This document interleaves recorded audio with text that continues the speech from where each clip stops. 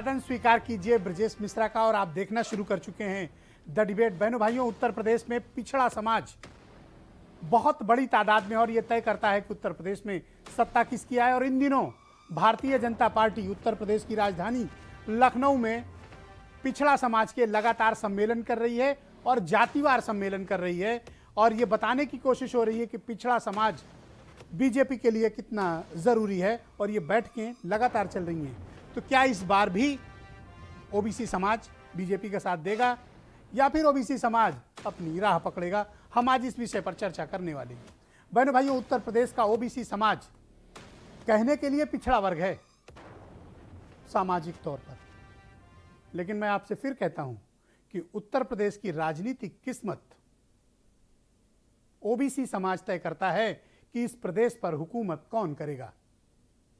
OBC समाज के भीतर की ये जो ताकत है और इनकी ये की आपस में जो जुड़ाव और चेन है, ये राजनीतिक तौर पर इतनी मजबूत है कि 90 के दशक से लेकर आज तक अगर आप उत्तर प्रदेश का राजनीतिक इतिहास देखें तो बहनों भाइयों आपको ये समझने में आसानी होगी कि किस प्रकार से सामाजिक जागृत ने इस समाज को इतना चेतना में ला दिया है कि ये खुद तय करते हैं कि उत्तर प्रदेश में सरकार कौन बनाएगा।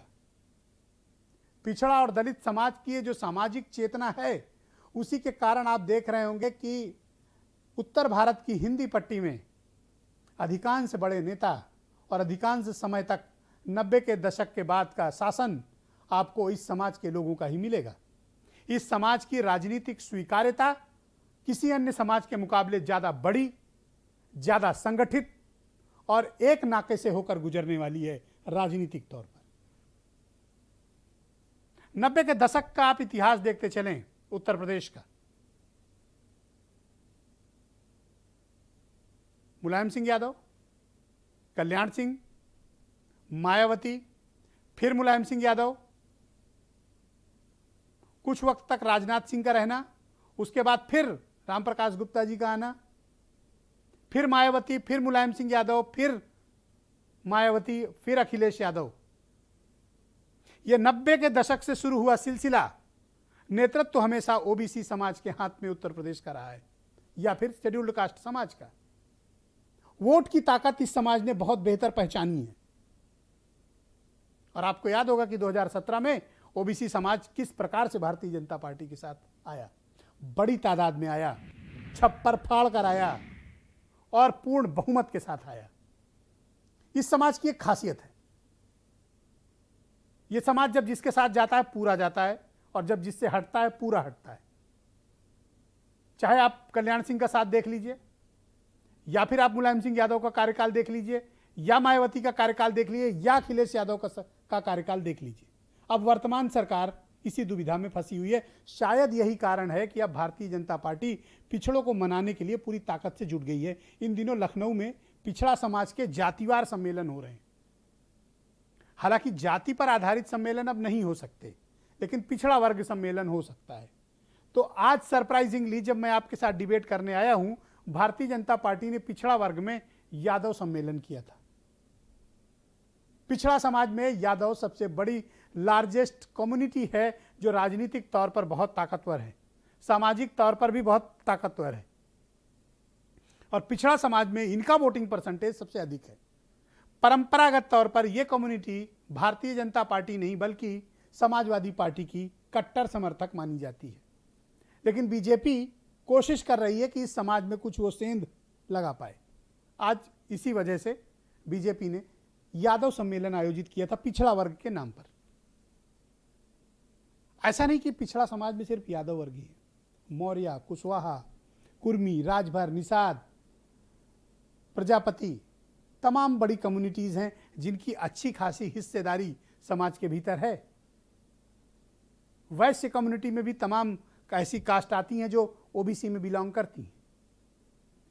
कुल मिलाकर अगर इनका टोटल ओबीसी को जोड़ लिया जाए तो आप उत्तर प्रदेश में ये पाएंगे कि ये तकरीबन 42 से 45% के बीच हैं। 42 से 45% वोट बैंक बड़ा, और उत्तर प्रदेश में जिसके पास 30-35% वोट हो वो सरकार बना लेते हैं। तो सोचिए कि अगर सब ओबीसी एक साथ चले जाएं तो उसको कोई सत्ता से हटा ही नहीं सकता। अगर ये इकट्ठे हो जाएं तो ये जब इकट्ठे होकर जिसके साथ जाते हैं उसकी गवर्नमेंट बन जाती है। लेकिन इस समाज के साथ एक और चीज जुड़ी हुई है, इन्हें अपना नेतृत्व चाहिए। दूसरे के नेतृत्व पर इनका एतबार थोड़ा कम होता है। और कम्युनिटी के साथ ऐसी बात नहीं है, पर इस कम्युनिटी के साथ ऐसी है, इमोशनली ये अपने लीडर को फॉलो करते हैं। इस समाज का जो लीडर होता है उसको वो फॉलो करते हैं, चाहे वो कोई भी हो, चाहे वो मुलायम सिंह यादव हो, चाहे वो मायावती हो, चाहे वो अखिलेश यादव हो, चाहे वो केशव मौर्य हो, चाहे वो केशव देव मौर्य हो, चाहे वो ओम प्रकाश राजभर हो, चाहे वो संजय निषाद हो, और चाहे वो स्वामी प्रसाद मौर्य हो, और या चाहे वो बाबू सिंह कुशवाहा हो। ये कम्युनिटी अपने लीडर के साथ खड़ी होती है। ये क्वालिटी है ओबीसी समाज की। जितना मैं उत्तर प्रदेश की राजनीति और यहाँ के सामाजिक परिदृश्य को अब तक के अपने के पत्रकारिता के करियर में समझ पाया हूँ। ये भूमिका बताने के पीछे मकसद ये है कि आप ये समझें कि इस कम्युनिटी की फीलिंग क्या है, इनकी आकांक्षा क्या है, इनके सपने क्या हैं, सामाजिक अपलिफ्टमेंट में इनकी क्या स्थिति है, और राजनीतिक तौर पर बहुत जागृत इस समाज ने इस बार क्या तय किया हुआ है।